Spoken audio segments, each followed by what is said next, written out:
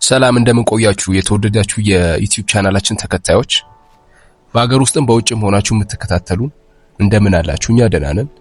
ዛሬ ደግሞ ይጠቅማችኋል ብለን ያሰብነውን አንዳንድ ነገሮች ይዘንላችሁ መተናል። እነዚህ ነገሮች እናንተ እንደ ቀልድ ወይ ደግሞ እንደ ቀላል የምታዩዋቸው ግን በመሰረታዊነት ህይወታችሁንም ሊያበላሹ ሊያስተካክሉ የሚችሉ ነገሮች ናቸው። ቪዲዮውን ታግሳችሁ ለመጨረስ ሞክሩ። በእርግጠኝነት ይጠቅማችኋል። የመጀመሪያው የተለመዱና በብዛት አረብ ሀገር ያሉ እህቶቻችን የሚያደርጓቸው ነገሮች ግን እንደ ቀልድ እየታዩ እስከ መጨረሻው ህይወታችንን ሊያበላሹ የሚችሉ አንዳንድ ርዕሶችን እናነሳለን። የመጀመሪያው ምንድነው? አብዛኞቹ በአረብ ሀገር ያሉ እህቶቻችን እዛ ሀገር ያላቸውን ኮንትራት ጨርሰው ሲመጡ ወደ ኢትዮጵያ ማለት ነው እጅግ ቁጥር ስፍር የሌለው ኮተት ማለት ይቻላል እቃ ሰብስበው ይመጣሉ። ለአክስት ላጎት ልብስ ምናምን ሰምቲንግ ነገር ማለት ነው። እና የሚገርማችሁ ኢትዮጵያ ውስጥ ያሉ ዘመዶቻችን የትኛውንም ማስደሰት አንችልም። ማወቅ ያለባችሁ ነገር ይሄ ነው። ምክንያቱም ለአንዱ የሆነ ልብስ አምጥታችሁ ለሌላኛው ያሃን ስታረጉ አይሞላም። ሁልጊዜ ከናንተ ይጎላል እንጂ እዚህ ጋር የምታመጡት ለውጥ የለም። ምክንያቱም ምስጋና የለውም ያ ሰው። ስለዚህ እናንተ የሄዳችሁበት ዋነኛ ዓላማ ደግሞ ዘመድ መቀየር ወይ ዘመድን ማልበስ ሳይሆን የራሳችሁንና የቤተሰባችሁን ህይወት መቀየር። ለዛ ሲባል የሄዳችሁበትን ዓላማ ከጨረሳችሁ በኋላ የምታገኙትን ገንዘብ ጥሬ ገንዘብ ይዛችሁ ነው ወደ ሀገራችሁ መመለስ ያለባችሁ። ምክንያቱም እነዛ ለልብሶች የምታወጧቸው ለቲቪ ለእያንዳንዱ ነገር የምታወጡትን ወጪ ኢትዮጵያ ውስጥ መጥታችሁ ኢንቨስት ነው ማድረግ ያለባችሁ። ስለዚህ በስራ ላይ ሆናችሁ የመጀመሪያው ማድረግ ያለባችሁ ነገር ምንድነው? ምሰራው ብር ምን ያክል ነው?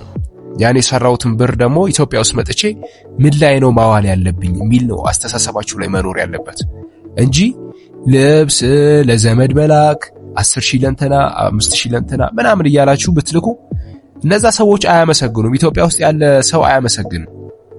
ነገ ደግሞ ሌላ ይጠብቃል። አሁን ለአንዱ 5,000 ሰጣችሁ ለአንዱ 10,000 ብትልኩ አስበለጠችኝ ብሎ መልሶ ጠላት ነው የሚያደርጋችሁ።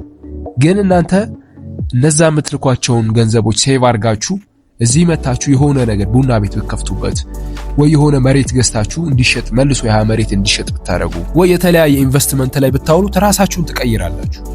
ራሳችሁን ከቀየራችሁ በኋላ ከፈለጋችሁ እዚህ ሀገር ላሉ ዘመዶቻችሁ አንዳንድ ነገር ታረጋላችሁ። ክብራችሁን ጠብቃችሁ ማለት ነው። እዛ ሆናችሁ የምትልኩት ነገር ግን እዚህ ምንም ለውጥ አያመጣም። ብታስጨርቀን ከምን ላድርገው ምናምን የሚልም ስላለ ማለት ነው። ሁለተኛ ደግሞ ምንድነው?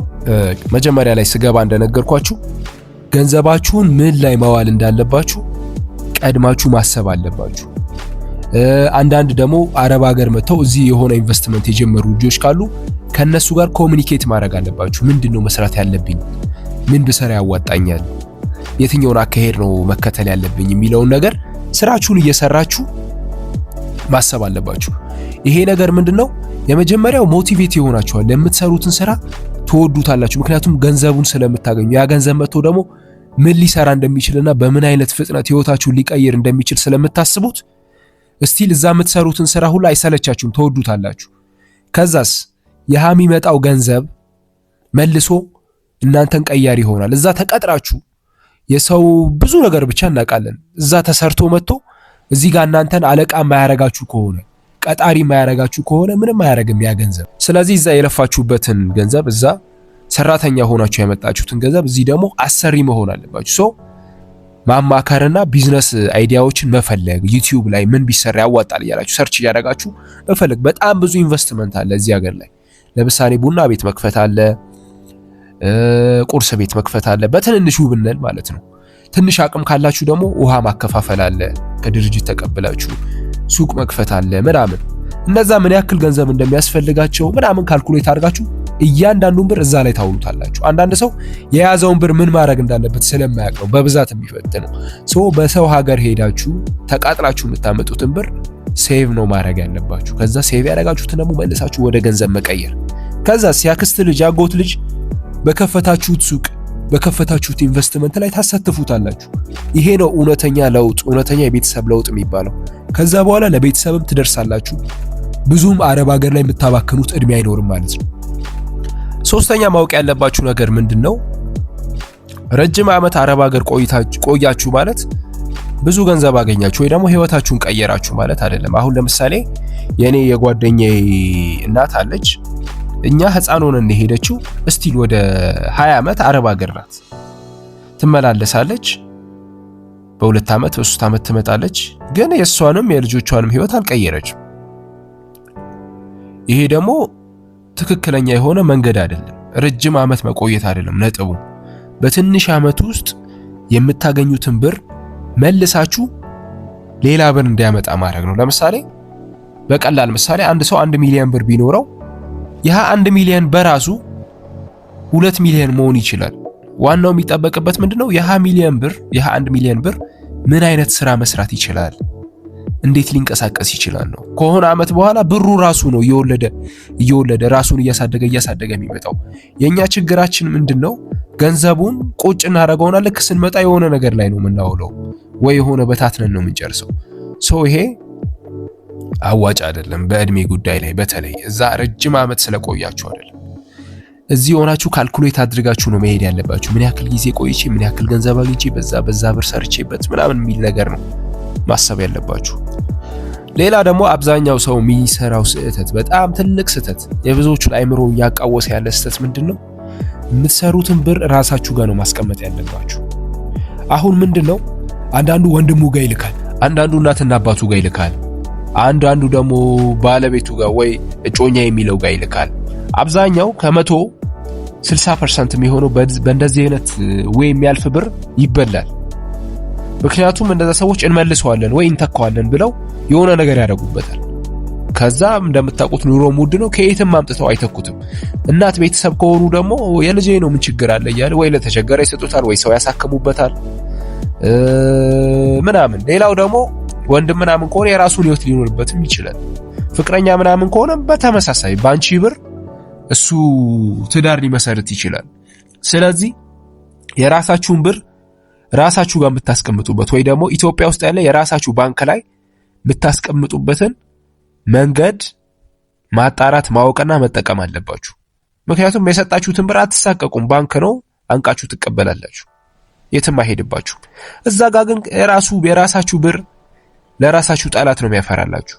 ከቤተሰቦቻችሁ ከዘመዳችሁ ጋር እንዳትስማሙ እንድትጣሉ ነው የሚያደርገው። አሁን ለምሳሌ እኔ እህቴ የሆነ ብር አስቀምጥ ብላ ብትልክልኝ እዚህ ጋር እናቴ ብትታመም ያንን ብር ማውጣት አይቀርም። ምክንያቱም ለእናታችን ማለት አይቀርም። ሳምቲንግ ሌላም ነገር ቢፈጠር ማድረግ አይቀርም።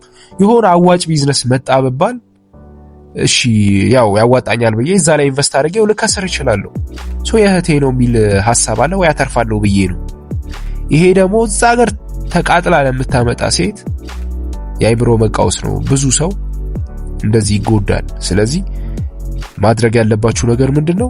ገንዘባችሁን ራሳችሁ ጋር ማስቀመጥ ነው ያለባችሁ። ሌላውና የመጨረሻው ይጠቅማችኋል ብዬ የማስበው ምንድነው? ገንዘባችሁን በብላክ ስትመነዝሩ በጣም ዕውቀት ያስፈልጋል። መጭበርበር አለ የመጀመሪያው። ሁለተኛው ከከረንሲ በታች ሊመነዝሩላችሁ ይችላሉ። ለምሳሌ 500 ሺህ ብር በኢትዮጵያ የሚመጣ ምንዛሬ 250 ሺህ ብር ወይ 200 ሺህ ብር ሊሰጣችሁ ይችላል። መክሰስም መቃወም አትችሉም። ቢኮዝ ኢዝ ብላክ ማለት ህገ ወጥ ማለት ነው። ስለዚህ ብር የምትመነዝሩባቸውን ቦታዎችና ሰዎች በደንብ ማወቅ አለባችሁ። ከመመንዘራችሁ በፊት ሌሎች ሰዎችን መጠየቅ አለባችሁ፣ እዛ ጋር ያሉ ሰዎችን ማለት ነው። የመጨረሻ አንድ ቲፕ ልጨምርላችሁ። ኮሙኒኬሽን በጣም ያስፈልጋችኋል። እዛ ጋር ካሉ ሰዎች ጋር ሀበሾች ሆነው ጥሩ ከምትሏቸው ሰዎች ጋር ግንኙነት ማውራት፣ አንዳንድ ነገሮች መጠያየቅ፣ መግባባት ግዴታ ነው።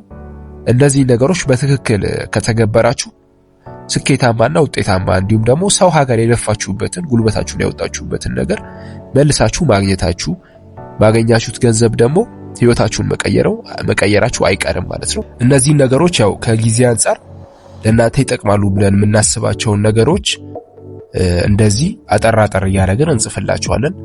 ማንኛውም ጥያቄ ያላችሁ ኮሜንት ቦታ ላይም በኢንቦክስም ማውራት መጠየቅ ትችላላችሁ። ተመሳሳይ መረጃዎች፣ አዳዲስ መረጃዎች ቶሎ እንዲደርሳችሁ ይሄንን አካውንት ሰብስክራይብ እና ላይክ እንዲሁም ደግሞ ለጓደኞቻችሁ ሼር ማድረግ አትርሱ። አዳዲስ ቪዲዮዎች ስንለቅ ቶሎ እንዲመጣላችሁ የደውል ምልክቷን መንካት አትርሱ። እናመሰግናለን።